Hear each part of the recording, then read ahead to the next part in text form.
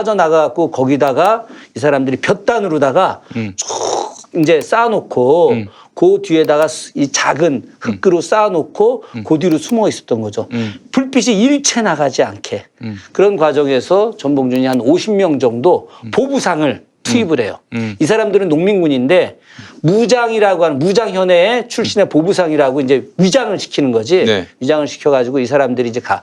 보부상들은 당시 다 관군들 편이었어. 그러니까 이 보부상 나중에 이제 이 보부상 출신으로 해갖고 이용구가 일진회라고 하는 걸 만들었잖아요. 친일파 집단을. 이게 보부상들은 이제 이권 개입을 하기 위해서 그래서 늘 힘센 놈들한테 가는 거야. 이게. 그렇지. 예. 그래서 이 보부상들로 위장하니까 관군들은 얘네들 다 자기 편인 줄 알았지. 야, 니들 그 저기 동학군들 봤냐 그랬더니 이 새끼들 다 도망갔다. 절로.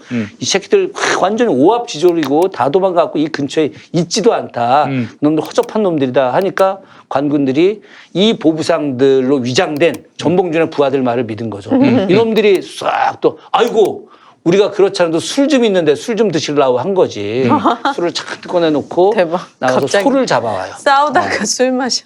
네. 그래가지고 아니 관군들 입장에서는 뭐 아예 그 불빛이 하나도 안 보이니까 네. 옛날에 다 평지잖아, 다 평지. 예, 예. 그 세상에. 황토현이라는 데가 고개도 있지만은 다 평지인데 거기 저 불빛 하나만 있어도 예. 100리 저 50리 바깥에 불빛도 보인다는 건데 아예 옛날에 그 저 태백산맥 그 제1권 보게 되면 정하섭이가 예. 저 소아네 무당집 갔을 때 이렇게 불빛 안 보이게 하려고 막 가려서 불 피우고 그래서 소아가 저기 쌀이나무로다가 불 떼서 연기 안 올라가게 하고 한 이야기들 막 나오잖아요. 그죠? 네, 네, 네. 그 불빛이라는 게 멀리서 봐도 나오는데 사방 백리 안에 불빛이 하나도 안 보이는 거야. 그러니까 이놈들이 자기네들을 절대 공격할 수 없다는 생각을 하게 되는 거죠. 그죠?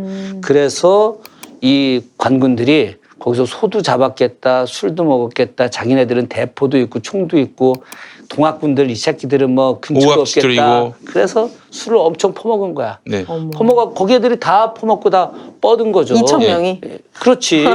그래서 세상에. 그렇게 가 있는 상태에서 전봉준이 공격 명령을 새벽에 내린 대박. 거예요. 오. 내려가지고 거기서 이제 공격을 해서 예. 거기서 이제 동학군이 관군을 예. 거의 괴멸을 시킨 거예요. 괴멸을 시켜가지고 예. 그때 죽은 관군 숫자가 거의 100여 명, 1000명 가까이 되고 당시 기록을 보게 되면 뺏은 총이 600자루. 어이구. 600자를 뺏고 대포 한 문을 뺏은 거지. 네. 그래서 황토현에서 대승을 거둔 거야. 예. 대승을 거두고 나서 이제 이렇게 그 전라도 지역을 돌면서 전주성으로 들어가게 되는 거고 당시에 이제 서울에서 그 충격으로다가 이제 고종이 장의영이라고 하는 조선 최고의 군대를 내려보내는 거예요.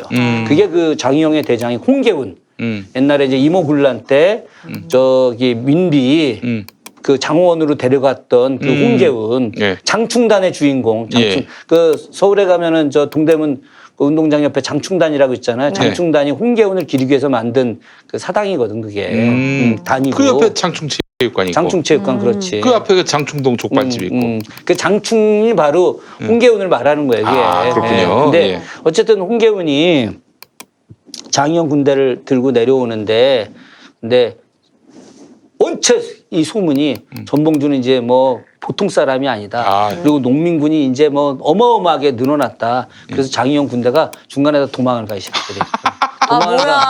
도망을, 관군들이 막 도망가는 거지. 네. 그래서 전주성을 거의 무혈 입성을 하는 거예요. 무혈 입성을 해가지고 이제 드디어 그 위대한 전주 화약을 맺게 되는 거죠. 전주 화약이라고 하는 것이 그게 뭐예요? 바로 이제 고종이 이제 안 된다고 생각해갖고 전라감사를 교체해서 김학진으로 바꿔갖고 전권 특명대사로 임명해서 김학진하고 전봉준하고 이제 더 이상 화친을 맺는 거죠. 화친을 맺어서 거기에서 집강소를 설치하고 아까 이야기한 패정개혁안 12개조를 만들어내는 거예요.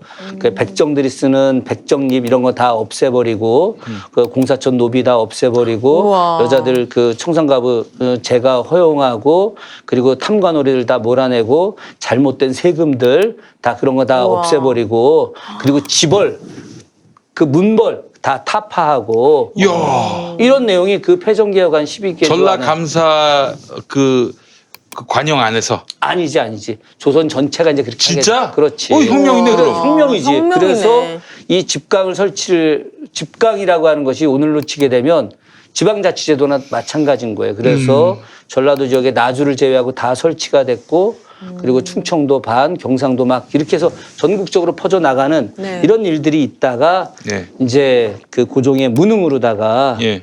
청나라를 끌어들이고 일본이 군대가 오게 돼서 청일전쟁이 있게 되고 그래서 청일전쟁에서 일본이 승리를 하고 결국은 이제 경복궁 점령해서 고종을 유폐시켜버리고 아이고야. 그리고 나서 이 일본 군대가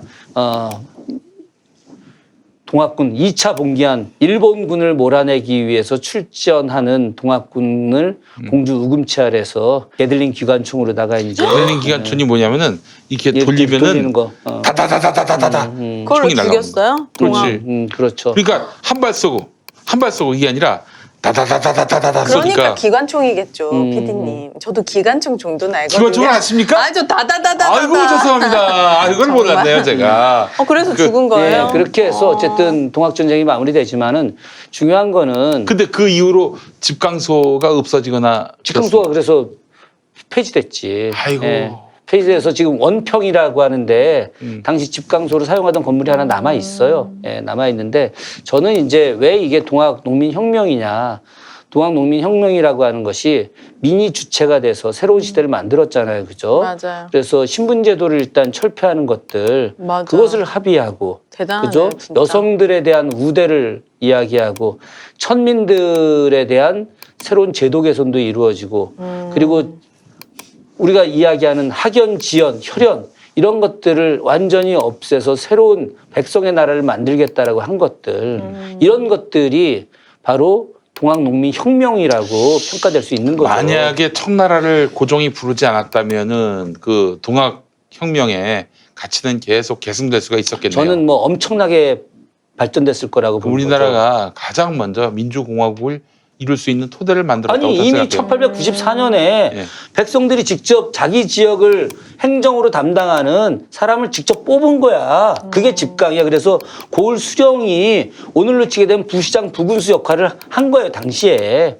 이거는 세계 민주주의 사회에 있어서 이런 역사가 없죠. 그래서 우리가 나는 기본적으로 뭐 우리가 민주주의 경제를 갖다가 압축 성장했다 이렇게 많이 이야기하는데 압축 성장이 아니라 기존에 원래 성장하던 것을 다시 계승해서 발전시키는 거 중간에 이 일이라는 게 다 발전하다가 또 침체되는 경우도 있고 침체되다 다 또 발전하는 것도 있는데 이미 우리가 120년도 훨씬 더 전에 그랬네요. 전 세계에서 정말 우리 스스로가 우리 지역을 다스리고 우리와 함께하는 사람을 뽑아서 그들과 함께 행정과 정치를 했다라고 하는 놀라운 역사를 갖고 있는 걸 우리가 알아야 돼요. 그러니까 동학혁명은 3.1 혁명으로 이어지고 상하이 임시정부의 그 건국을 불렀고 그리고 8.15 해방을 도출해내고 광복군 활동이라든지 8.15? 예. 그리고 4.19 혁명, 5.18 광주 민중항쟁, 네. 6.월 항쟁 그리고 이 바로 최근에 촛불혁명까지 이게 바로 동학혁명에서 뿌리가 이어져 온 거라고 봐야 돼요. 그럼요. 예. 저는 고종이 커피를 최초로 마신 임금이다 이 정도만 알고 있었는데 이 김준혁 교수님의 강의를 들으면 들을수록 이렇게 무능한 왕이 또 없는 것 같아요. 고종이. 아니 그 진짜 쓰레기라고 말씀하셨었어요. 그러니까 김준혁 교수님께서. 커피나 그만 마시지. 예. 아니 정말. 커피만 마시면 뭐 문제가 없을 텐데 네. 정말 우리 교수님이 너무 보시기에 무능해요. 고종의 무능 그 뭐 여러 사례들이 있을 텐데 가장 극치를 이루는 무능 꼽으시라면 뭐가 있겠어요? 뭐 밤새 파티하고 오후 한 2시쯤 일어나고 그러고 좀 그 대충 파티할 하다가 때는 그 혹시 그 파티 또 아니야 합니까? 뭐 술 먹고 노는 파티지 맨날. 그 뭐 그냥 뭐 룸사롱에서 노는 식의 아니 그 궁궐에서 밤새 불 켜놓고 예. 그러니 그 기름값은 얼마며 그 맨날 음식값은 얼마며 여자도 부르고 뭐 그 궁녀들 뭐 데려다 놓고 당연히 술 여잔 먹고. 불렀겠죠. 그러니까 이제 어떻게 그게 놀았는지 아십니까? 뭐 그런 것까지는 매천야로 자세히 난잡하게 안 써 뭐 놀았겠죠. 있으니까. 아, 근데 예, 예. 하여튼 중요한 거는 국가 지도자가 해야 될 일이 굉장히 많거든요. 네. 24시간이 아까운 거야. 네. 그런데 24시간 중에 거의 뭐 22시간을 술 먹고 노는데 잠자는데 쓰면은 그 국가가 온전하게 발전할 수 있겠습니까? 세상에. 저는 결국은 그렇게 나라가 망한 것은 무능한 지도자들 때문에 나라가 망했지만 네. 나라를 되찾